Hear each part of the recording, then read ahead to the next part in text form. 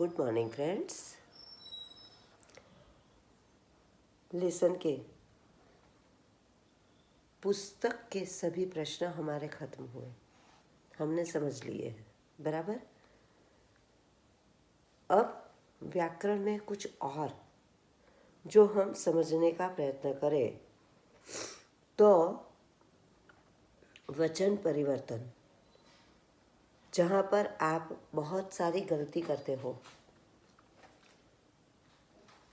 वचन मैं आपको पहले से कहते आ रही हूँ कि कोई भी प्रश्न हो तो उस पर ध्यान दीजिए।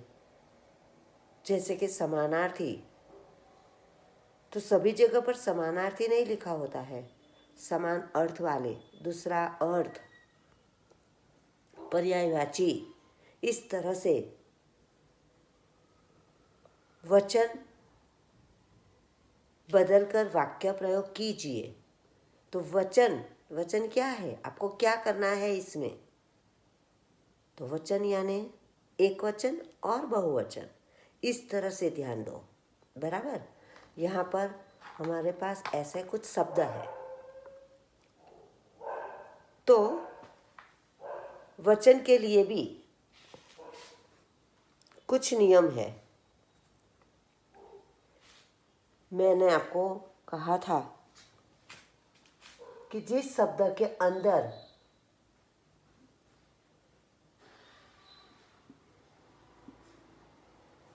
लड़की ये बड़ी की मात्रा आई तो वह क्या हो जाएगा? छोटी की मात्रा, यानी कि लड़कियां। समझ गए? उसी तरह से और कुछ शब्द है, कहानी, तो कहानियां,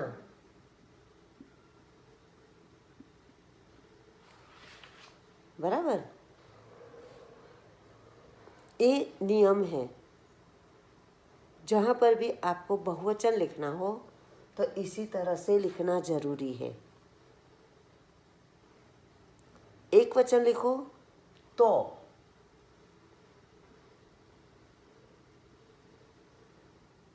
इस तरह से लिखना जरूरी है, बहुवचन लिखो तो इस तरह से लिखना जरूरी है, बराबर। अब है समस्याएं। तो यहाँ पर ये क्या है शब्द? समस्याएं। एक, तो एक को समस्याएं कहेंगे? नहीं, ये बहुवचन है। तो यहाँ बहुवचन है तो आपको एक वचन करना है, तो क्या होगा? समस्या, बराबर। और आपको समस्या दे तो बहुवचन करना हो तो आपको लिखते समय ध्यान में रखना है, ये इस तरह से लिखोगे। अभी भी आप में से बहुत सारे बच्चे ए लिखते हैं तो इस तरह से ए लिखते हो, तो ये गलत है। हिंदी में ए इस तरह से नहीं लिखा जाता, बराबर। तो ये ध्यान में रखोगे। पत्रिकाएं बहुवचन, तो उसका एक वचन क्या होगा? पत्रिका। लताएं बहुवचन है तो एक वचन क्या होगा? लता, बराबर। अब आगे दूसरा व्याकरण प्रश्न देखते हैं। लिंग परिवर्तन कीजिए। लिंग परिवर्तन यानी यहाँ पर भी ध्यान में दो, स्त्रीलिंग और पुल्लिंग, बराबर। एक वचन और बहुवचन, वचन है, इस तरह से याद रखो। लिंग, स्त्रीलिंग, पुल्लिंग। गुजराती में आपके 3 लिंग है, स्त्रीलिंग, पुल्लिंग और नपुंसकलिंग। हिंदी में सिर्फ 2 ही है, स्त्रीलिंग और पुल्लिंग, बराबर। तो यहाँ पर क्या होगा? नाना। नाना क्या है? पुल्लिंग, तो स्त्रीलिंग क्या होगा? नानी। राजा, राजी, नहीं, लिखने वाले बच्चे इस तरह से जल्दी जल्दी में लिख लेते हैं। नाना नानी तो राजा राजी, नहीं, अलग हो जाता है रानी। बराबर। माता माती, नहीं, पिता। कुछ शब्द ऐसे हैं जो शब्द अलग उसके लिंग परिवर्तन में बनते हैं, और कुछ शब्द ऐसे हैं तो जहाँ पर सिर्फ मात्रा बदलने से या मात्रा लगाने से लिंग बदल जाती है। यहाँ पर ये ऐसा नहीं है।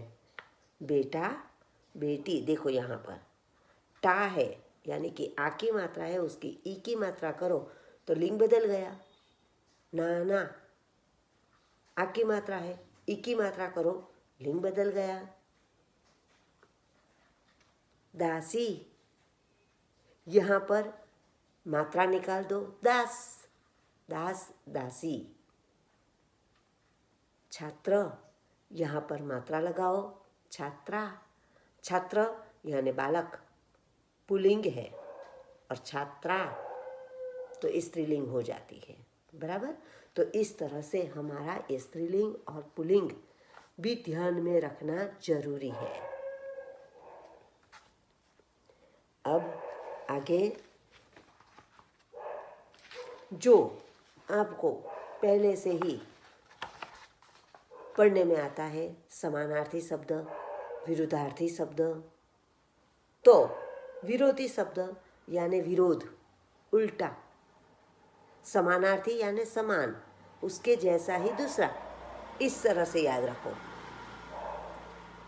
सुरभि, सुरभि यानी सुगंध, फोरम, खुशबू।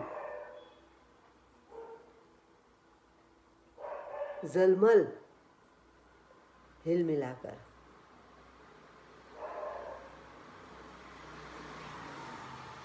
सर, सिर। पक्ष, पांख। यहाँ पर मैंने आपको काव्य समझाते समय कहा था, पक्ष यानी पंख, और पक्षी यानी पंखी। बराबर। तो ये ध्यान में रखोगे आप। पक्ष कहा तो हम जो अपक्ष और विपक्ष कहते हैं वह पक्ष नहीं, पर यहाँ पर पंख, पक्षी की पंख घायल हुई थी तो वहां पर पक्ष लिखा है। देखना आप तो आपको पता चलेगा। आंखें टक यानी शिकारी। आहत यानी नुकसान। लक्ष्य यानी हमारा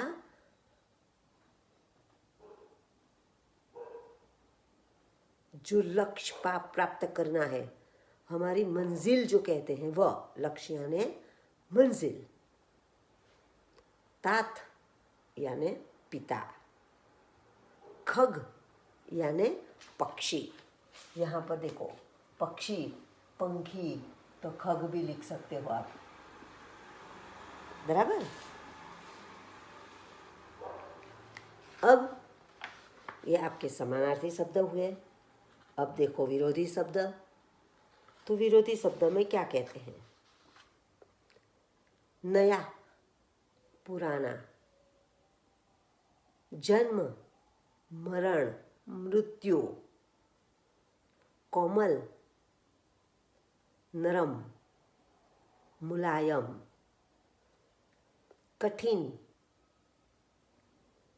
कठन, जिन्हें आप हार्ड कहते हो, हार्ड नहीं, हार्ड, वो कठिन, कठन। हानि, हानि यानी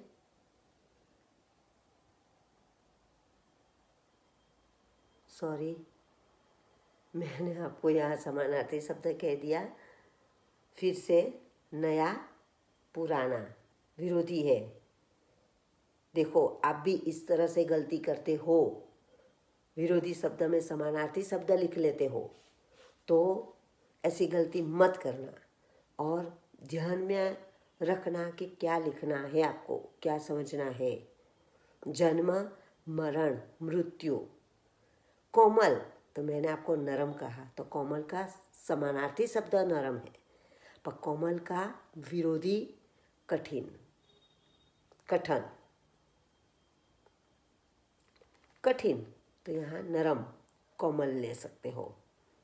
हानि, तो हानि का मतलब नुकसान, तो उसका विरोधी क्या हुआ?